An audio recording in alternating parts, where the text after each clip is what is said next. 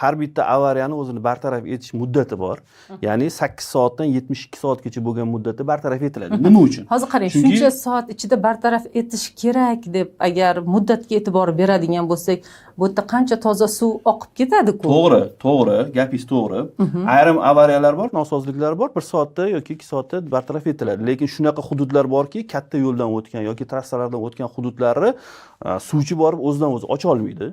Chunki u yerda boshqa kommunal xizmatni tarmoqlari o'tgan bo'lishi mumkin yoki bo'lmasa yo'lni, ayniqsa transport qatnovi yuqori bo'lgan yo'lni o'zidan o'zi borib yopa olmaydi.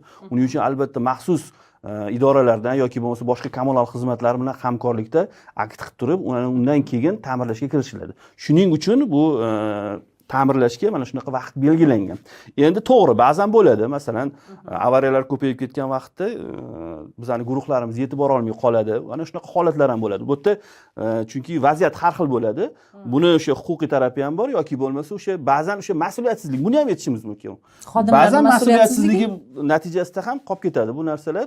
Unga qarshi biz choralar ko'ramiz. Mana shu dispetcher xizmatiga kelib tushgan xabarlarga qarab turib, kerak bo'lsa xodimlarimizni bo'shatish darajasigacha boramiz. Agar shu narsaga e'tiborsizlik qilib o'z vaqtida bartaraf etmaydigan bo'lsa, unga qarshi choralar ko'riladi. Lekin uni asosi bo'ladigan bo'lsa, albatta endi uni tushungan holda sizlar tashkilot bilan bog'liq bo'lmagan holat bo'lsa, albatta bizning faoliyatimizga yoki bo'lmasa bizning ixtiyorimizda bo'lmagan holatlarda albatta endi u cho'zilishi mumkin. Va shu o'rinda murojaat qilib qolardikki, mana shu bizning 1054 avariya xizmatimiz bor. Chunki shaharda qariyb 4000 kilometrdan ortiq bizning tarmoqlarimiz bor, ichimlik suv tarmoqlari. Uni har bir qadamini biz nazorat qila olmaymiz.